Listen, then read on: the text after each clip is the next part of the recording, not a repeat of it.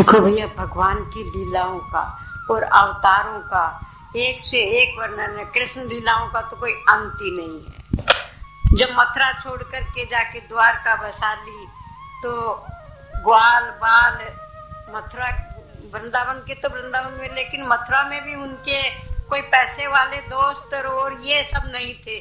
जुरासिंध ने 16 दफे भगवान जुरासिंध को हराया, 17वीं बार रण छोड़ करके, और भगवान जाके द्वारका बसे। वहां जाने के बाद में बलदाऊ जी का विवाह हो गया। किसके साथ? रेवती जी के साथ। अब इधर कृष्ण भगवान और बलदाऊ दो ही तो बड़े थे लड़कों में सारे।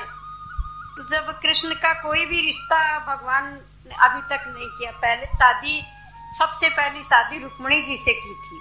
तो रुक्मणी जी का जब स्वयंवर नहीं हुआ, शादी मतलब पक्की हो गई उसकी, तो किसके साथ हुई? शिशुपाल के साथ। रुक्मी और शिशुपाल दोस्त थे और शिशुपाल जुरासिंध का भतीजा था। जुरासिंध से कृष्ण का पक्का कट्टर दुश्मनाई थी, क्यों? वो कंस का ससुर था।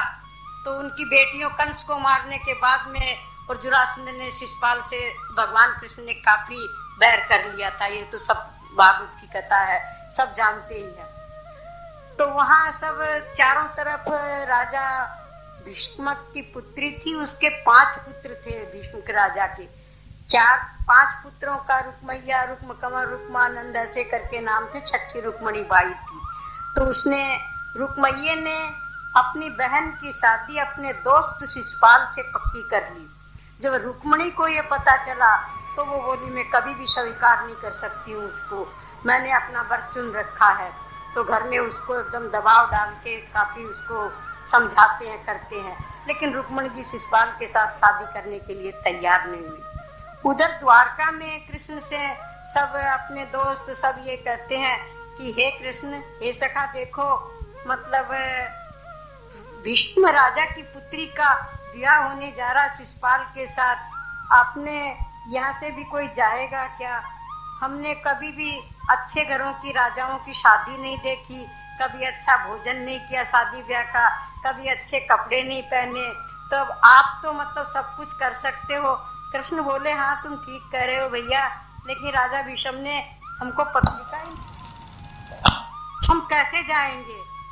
तो दाऊ भैया भी तो बोले, ठीक बात है, उसने निमंत्रण ही नहीं दिया, शादी करने टीका तो अलग रहा, राजाओं के शामिल में भी नहीं बुलाया। तो कृष्ण भगवान को भी थोड़ा चिंता सी लगी कि रुक्मणी तो मेरी है और शिशुपाल के साथ उसके ब्याह होने के लिए जा रहा है, ये कैसे हो सकता है? लेकिन सोच रहे हैं। तो उधर शिशुपाल जब बारात लेके जाता तो शिशुपाल की भाभी उसको समझाती है कि हे शिशुपाल, देखो मैंने ब्राह्मणों से सुना है कि रुक्मणी तुम्हारे साथ शादी नहीं करनी चाहती है, वो कृष्ण के साथ शादी करनी चाहती है। तुम मत वहां जाओ, तुम्हारे जाने से हानि होगी तुम्हारी। कि मत करे शिशुपाल निकासी, वहां आएंगे बीरज के बासी, तो डाले गल में फांसी, मत कर शिशुपाल निकासी। उसको समझा रही है देवर को कि मेरे देवर तू निकासी मत कर, वहां जाने से काफी हानि होगी। बोले, तेरे को मतलब नहीं है, मेरी शादी हो रही है इतने बड़े घर में और इतनी अच्छी लड़की है, रुक्मणी गुणों की खान है, मैंने सबसे सुन रखा है, तो इसलिए तुझे सहन नहीं होता है। मैं अवश्य जाऊंगा। तेरा जो नेग होता है, काजल वाजल डाला जाता है शादी में, भाभी डालती है, तो वो करना है तो कर दे, नहीं मैं अपने आप जो भी कुछ करना है करके चला जाऊंगा। तो वो बोली, मैं तो तेरे काजल डालने की नहीं। हलदर उठे हाँक के तेरी हल से रेख सुआर।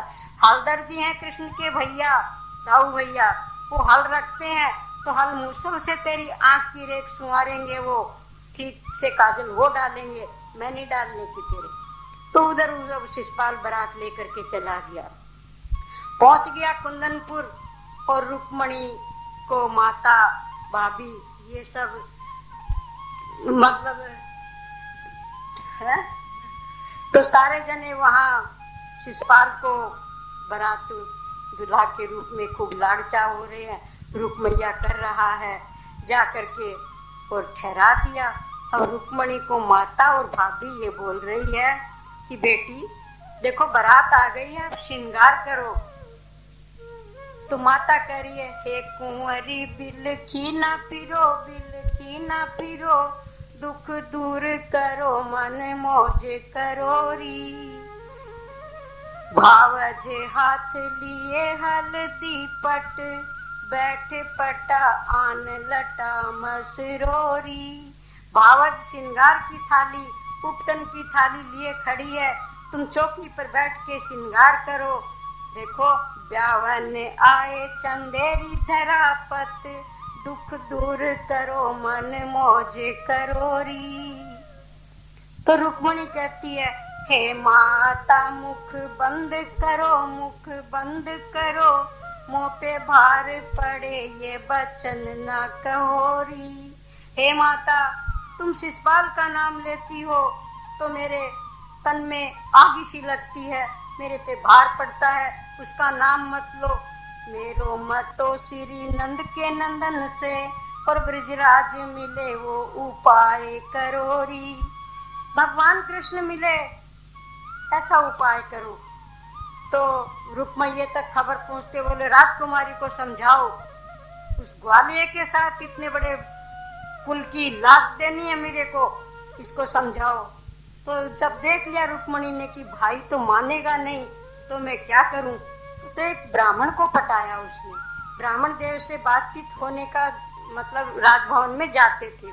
तो बोली कि हे बाबा देखो, तुम मेरी पत्रिका, एक मैं छोटी सी पत्रिका लिख देती हूँ, समय नहीं है ज्यादा बताने की लिखने की, तो तुम द्वारका पहुंचा सकते हो क्या? मैं इतना द्रव्य दूंगी तुमको, पूछो मत। तो बोले बेटी जल्दी कर, अगर रुक्मैया को पता चल जाएगा।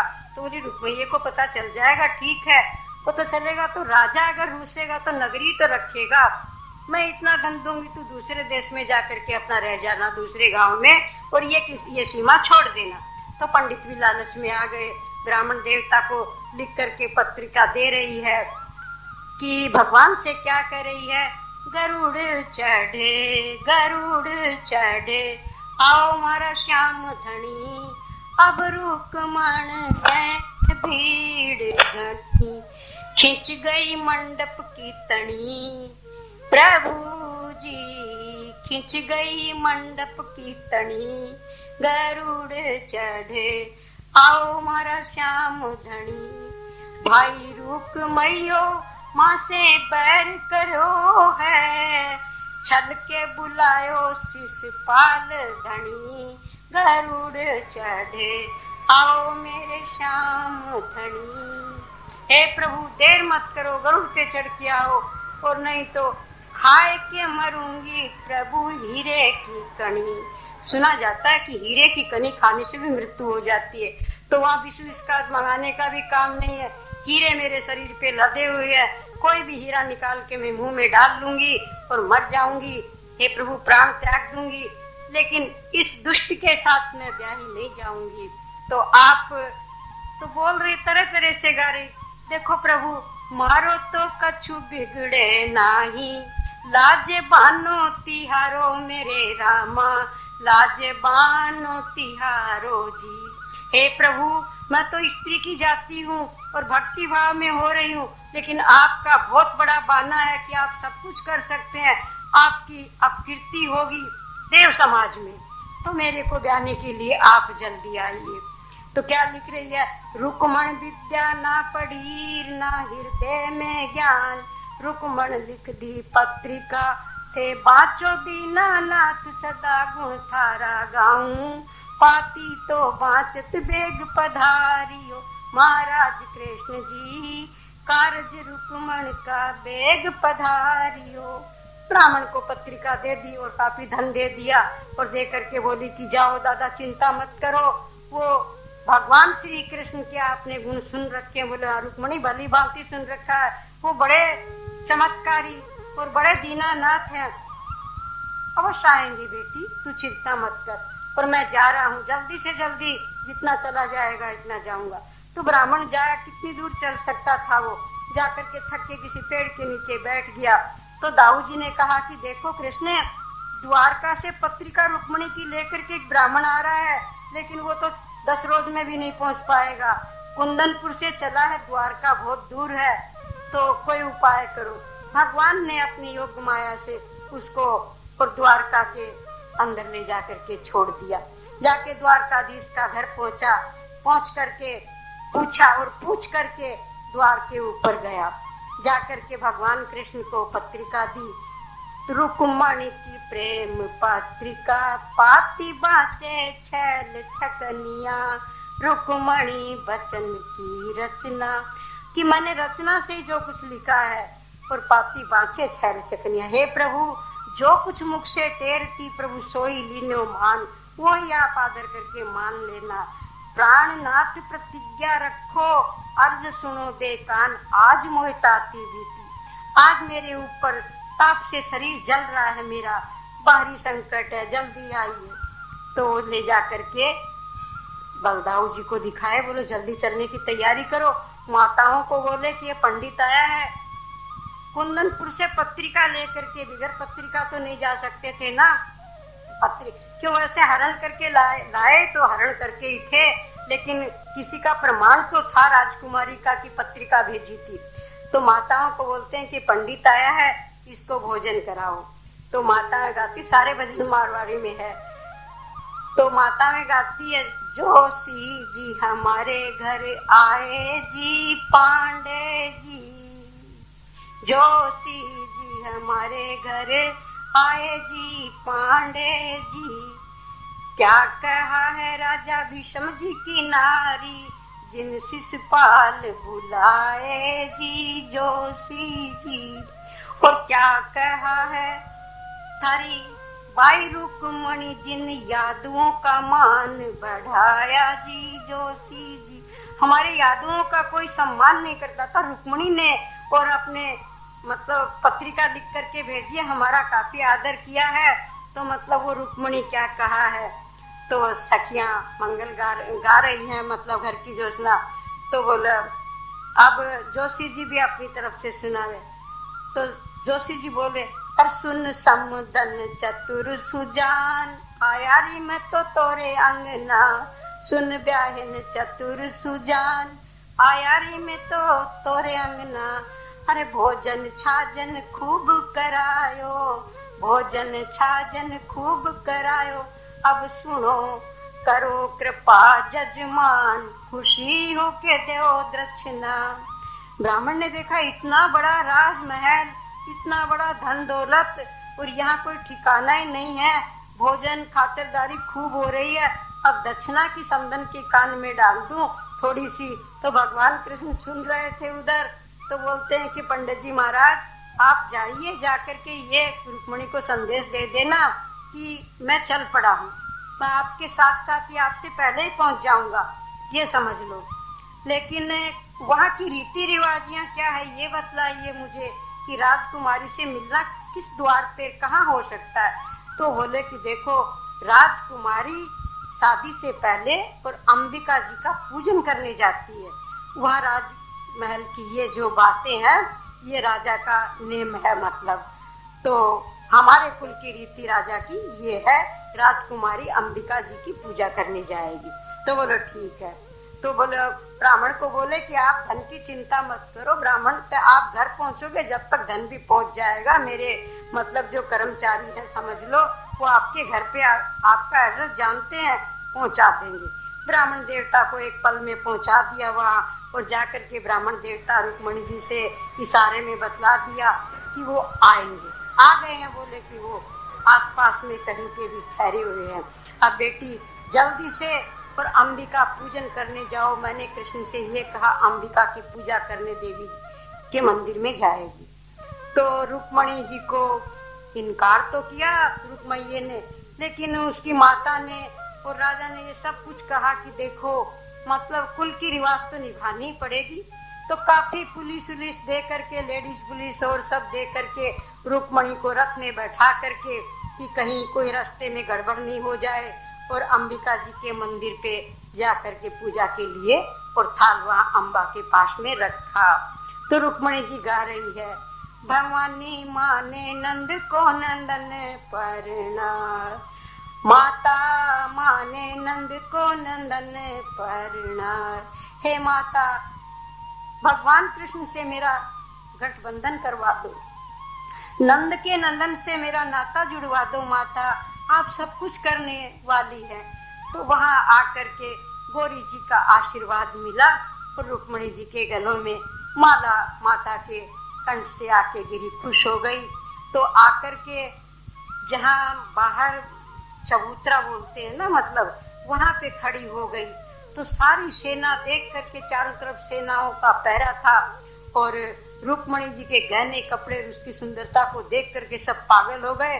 भगवान की योग माया से सारे मूर्छित से हो गए, खड़े या पैरा वैरा सब भूल गए और भगवान कृष्ण ने रुक्मणी जी का हरण कर लिया कि अंबिका के भवन के बीच मुकुट की छाया पड़ी, देवी अम्मा के भवन के बीच मुकुट की छाया पड़ी, मुकुट की छाया पड़ी और लंबा हाथ पसार के प्रभु ने हरण कर लिया। तो अब जब होश आया, देखा कि रथ तो हका करके ले जा रहे हैं, तो हल्ला मचा कि दौड़ो दौड़ो गुआ लोलियां जाए रे, भागो भागो गुआ लोलियां जाए रे, अरे सन्मुख दौड़ो जाए रे, पकड़ो पकड़ो गुआ लोलियां जाए रे। सबने हल्ला मचाया, रुक्मी के जितने भी थे कि पकड़ो, ग्वालिया लेकर के हरण करके भाग गया। तो शिशुपाल बोला कि अब तो भारी, अब क्या होगा। दोस्त से बोलता रुक्म कुंवर से कि अब तुमने वचन दिया था रुक्मणी का तो हरण हो गया, मुझे पहले ही खतरा था वो ग्वालिया पहुंच जाएगा तो कुछ कुदरे मचाएगा। बोले भाई देखो, हमने उसको निमंत्रण भी नहीं दिया और वो आ गया, अब वो हरण भी हो गया, अब हम क्या कर सकते हैं। तो शिशुपाल बोल गुस्से होने लगा उसके ऊपर और दुखी होने लगा। तो रुक्मैया बोला मैं पीछा करता हूँ, जाता हूँ, मैं ऐसे मेरी बहन को थोड़ी ले जाने दूंगा मैं उस ग्वालिये को। तो शिशुपाल और जुरासिंह भाग गए। शिशुपाल जुरासिंह मोदा गेर नगारा और लाडी गई लाज भी ले गिर कर गई मुंडा काड़ा, कि मतलब मुंह के ऊपर कागज पोत के लाडी भी गई लाज भी गई और मुंह भी काले हो गए, सब भाग गए। वहां युद्ध हो रहा, शिशुपाल की मतलब हंसी हो रही थी, वो तो अपने भाग गए। और अब भगवान कृष्ण जाकर के, रुक्मी जाकर के भगवान कृष्ण का पीछा करते हैं। तो वहां जाकर के काफी युद्ध हुआ, शास्त्र में भी है और मतलब सब चीज में लिखा हुआ, काफी युद्ध हुआ। तो रुक्मणी जी से ले जाकर के एक रथ के पीछे ठहरा दिया, तो युद्ध हुआ। तो रुक्मणी तो जानती थी युद्ध तो होगा। फिर भगवान कृष्ण ने क्या किया कि रुक्मी को रथ के पहिए के और बीच में जो जगह रहती है दोनों पहियों के, वहां बांध दिया। तो एक पेड़ के नीचे जाके ठहर गए। तो ठहर गए तो वहां नारद जी पहुंचे, बोले हरण कर लाए प्रभु माता लक्ष्मी का। ये देवी रुक्मणी तो लक्ष्मी है महाराज, ये उस शिशुपाल के साथ कैसे ब्याही जाती थी। तो प्रभु मुस्कुरा रहे हैं, बोले हाँ, लेकिन रुक्मणी जी को भी भड़का दिया। बोले देखो अभी मौका है, तुम्हारे रथ के पीछे देखो 3 लीके हैं, 2 तो रथ के पहिए की, एक तुम्हारे भाई को बांध रखा है उसके सिर की, तो तुम साइड में खड़ी हो जाओ। बोले मेरे भाई को खोलो, जब मैं जाऊंगी ये मार देंगे नहीं तो रुक्मणी उतर करके और वहां खड़ी हो गई। तो नारद जी पूछ रहे हैं हरण कर ला है, ये कर ला है। बोलो महाराज हरण तो कर ला है, लेकिन देवी रुक्मणी तो आपके साथ जाने से इनकार कर रही है, ऐसा लगता है। बोले क्यों। बोलो वो देखिए वो तो रूठी हुई खड़ी है। तो रुक्मणी जी से पूछा, तो रुक्मणी जी बोली महाराज मेरे भाई की ये दशा मत करिए, आपके रिश्ता है इससे कि मत मारो हल धर जी के वीर, भाई को लगे माने तीर जी, मत मारो हल धर जी के वीर, थारी आखिर जात अहीर जी, मत मारो हल धर जी के वीर। हे प्रभु आप बचपन में अहीरों के साथ खेले हैं, तो आपकी आदत तो है ही दया धर्म के, आप इसको अभी खत्म कर देंगे तो मेरी कितनी अपकीर्ति होगी। मतलब रुकुम कंवर को थे मत मारो, थारो लागे साड़ो मेरे रामा, थारो लागे साड़ो। जरा रिश्ते का तो विचार करिए। रुकुम कंवर ने जो प्रभु मारो, रचे विषम घर चालो मेरे राम, भारी उपद्रव मच जाएगी मेरे पिता के घर में, तो आप इसको छोड़ दीजिए। मारो मान कमर मत मारो, मारो मान कमर मत मारो, दोनों बात उबारो मेरे रामा, दोनों बात उबारो जी। हे प्रभु, मैं भाभियों में और पीहर में जाके क्या मुंह दिखलाऊंगी, आप मेरा पीहर ही छुटवा देंगे। ये रुक्मैया को मत मारिए, आप छोड़ दीजिए इसको कि ये आपका रिश्तेदार है, कह करके और भी काफी उसने भजन गाए। तो मतलब बतलाई, मतलब गा करके और के समझा करके तो बोले कि रुक्मणी, जब तो तुमने पत्रिका लिखी भाई के विरोध में कि ये ऐसे कर रहा हो और अब इसका प्रेम आ गया तुम्हारे ऊपर। बोले महाराज रिश्ता है, आपने मेरा हरण किया। बोले देखो, रुक्मैया होश में आया, आकर के बोला कि तेरे को छोड़ूंगा नहीं मैं। पहले युद्ध हुआ जब भी बोला और बंधा हुआ जब भी बोल रहा, छोड़ूंगा नहीं, तूने मेरी बहन का हरण किया, हमने तेरे को बुलाया ही नहीं था, फिर भी ग्वाला ही बोलता है वो। एक ग्वाले, तेरे को हमने नहीं बुलाया था। जो बोले पत्रिका, तेरी बहन ने बुलाया था, पत्रिका दिखाई। बोले देखो, रुक्मणी ने बुलाया था और कन्या का ब्याह आज जो मतलब ये होता है स्वयंवर, उसमें अपने आप चुनती है और कन्या की इच्छा से, और मैंने इसका हरण किया है। मैं ऐसे नहीं है कि वैसे उठा करके लाया हूँ कोई चोरी के। काफी बहसबाजी हुई। तो बोले कि अच्छा तुम क्या चाहते हो। बोले देखो, हमारे 5 भाइयों की एक बहन है, तो एक बहन है तो महाराज आदर के साथ इसको ब्याह के ले जाओ आप। अब आपको इसने बुलाया है और आपने हरण भी कर लिया, तो अब तो आगे और कुछ बात रही भी नहीं है, तो आप इसको ब्याहिए। लेकिन मैं कुंदनपुर से चला जब ये विचार करके और यहाँ वचन दे करके जनता के सामने और शिषपाल को और समाज के लोगों के सामने आया कि क्या तो मैं कृष्ण का सिर उतार के लाऊंगा और या कुंदनपुर में नहीं घुसूंगा। तो बोला उस प्रतिज्ञा का क्या होगा। तो बोले कि हे राजकुमार, ऐसा है रुक्मी कि नगर नया बसा लो और वहां अपनी बहन का ब्याह अच्छी तरह से करने का विचार कर लो। जब तो मैं छोड़ूंगी तो मैं द्वारका जा रहा हूँ।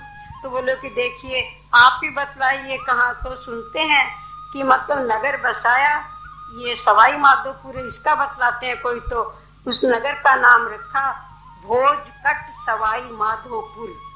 मतलब भो माने दुख, तो रुक्मणी के दूर हो गए, कट गए दानव, और सवाई माधोपुर उनका जो नगर था कुंदनपुर, उससे भी सवाया और भगवान माधव का बसाया हुआ। तो भोजकट सवाई माधोपुर सुना है, पढ़ा भी है, ऐसा मतलब वहाँ। तो रुक्मणी को ले जा करके वहाँ ब्याह करने की तैयारियां होने लगी। अब जब वो शिषपाल अपने नगर में गया तो वो नाई जाते थे पहले बधाई लेकर के कि बारात यहाँ तक पहुँच गई। तो उसकी भाभी खड़ी देख रही थी, तो रात में जा करके वो नाई गेट खटखटाया। तो अरे नाई नाई रे दूल्हिया नाई रे, तू बता सारी बारात को कहाँ छोड़ आई रे, सारी बाराती कहाँ है, मेरा पति कहाँ है, मेरा देवर कहाँ है। और नाई तू सच्ची बतला क्या हुआ। बोले महाराज सारे मारे गए, दूल्हा जुरासिन तो पहले ही मारा, दूल्हा कहाँ है। दूल्हा पुराने महल में और छिपा हुआ बैठा है। बोली जिंदा है। बोली हाँ है तो जिंदा। तो रुक्मणी उसकी शिषपाल की भाभी वहां जाती है जहाँ शिषपाल छिपा हुआ बैठा था।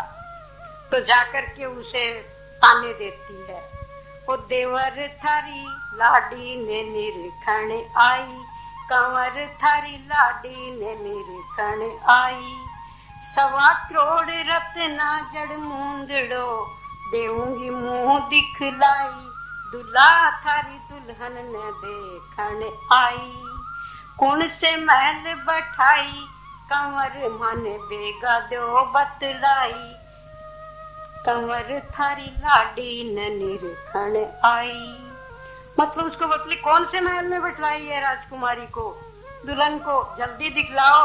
1.25 करोड़ रत्ना को जड़ा हुआ मुंदड़ा अंगूठी लाई हूँ, वो उसको मुंह दिखाई में दूंगी। तो मतलब शिषपाल नीचे गर्दन किए हुए, गोडों में घुटना, सिर को दबाए हुए बैठा घुटनों में।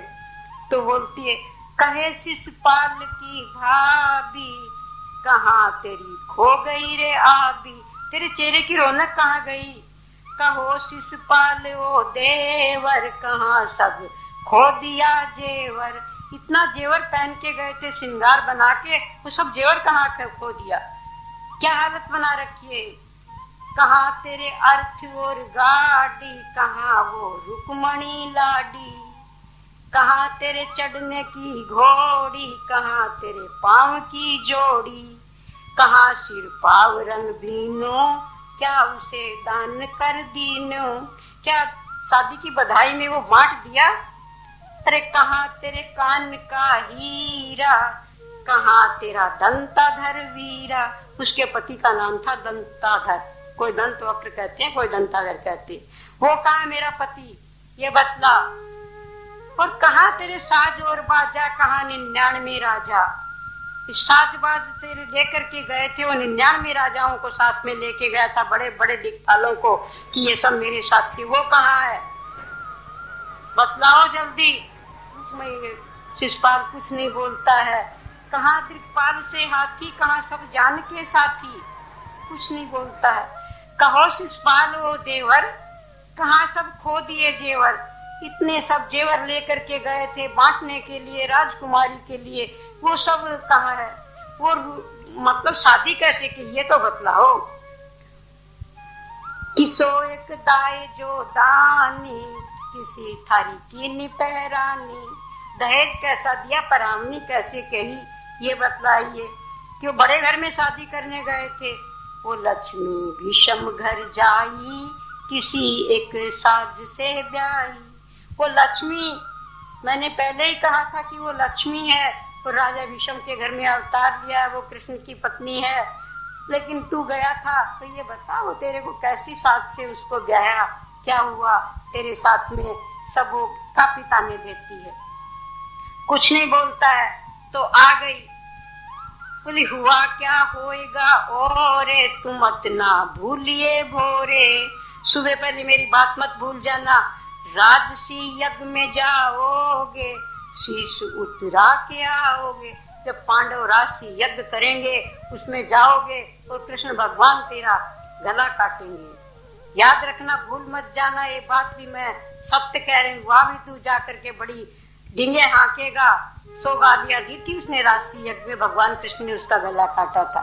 तो कह करके चलने लगी, फिर भी उसकी आत्मा में शांति नहीं थी।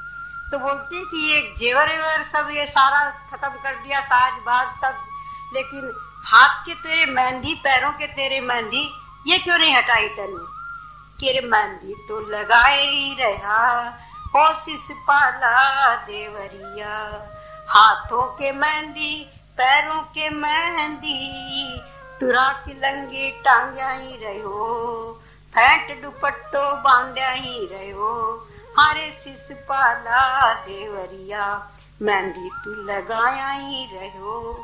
गयो थो तू मोड़ बांध कर, गयो थो तू मोड़ बांध कर, पर अब रुक मन बिन कैया तू रहो। हरे शिशुपाला देवरिया, मेहंदी तो लगाया ही रहो। मतलब भगवान की लीला है। भगवान की 16,108 रानियां बतलाते हैं, लेकिन पहली शादी रुक्मणी से हुई थी। जब वृंदावन में थे तो प्रेम राधिका से था। वो राधिका गोलोक की संगनी बतलाते हैं, लेकिन राधिका से बचपन में प्रेम हुआ, सगाई भी हुई बतलाते हैं। ब्रह्मा जी ने उनका मानसिक पानी ग्रहण भी करवाया था जब गाय बछड़े चोरी हो गए थे जब, लेकिन शादी नहीं हुई। वो वृंदावन में रही, तप की भूमि में, और तप करती रही वो जीवन काल तक। ये सुनते हैं। मंदिर बने आज संसार में, भारत में सारे बने हुए हैं मंदिर। किसके बने हुए हैं? राधा कृष्ण के लिए। तो राधिका पहली प्रेमिका थी, लेकिन शादी रुक्मणी की के साथ हुई थी। रुक्मणी जी का मंदिर सिर्फ वही सुना है, कृष्ण का और रुक्मणी का मंदिर द्वारका में तो बतलाते हैं, लेकिन और सब जगह राधा कृष्ण का मंदिर है। जैसे सीताराम का, जैसे राधा कृष्ण का मंदिर है। तो भैया शास्त्र की ओर आप क्या चीज पूछना चाहते हो, क्या सुनना चाहते हो। मेरे को जो भी मतलब है शास्त्र का तो भगवान की कृपा से पूरा अनुभव, लेकिन अब मेरे से ज्यादा बोला चला नहीं जाता, ज्यादा बता भी नहीं सकती हूँ, इतनी आवाज भी नहीं रही। थोड़ी बहुत आप बैठ जाते हो कोई और कहते हो करो तो मैं कभी कभी बोल देती हूँ। और शास्त्र का जहाँ से आप पूछना चाहो वो मैं अवश्य बताऊंगी। जय बाबा जी।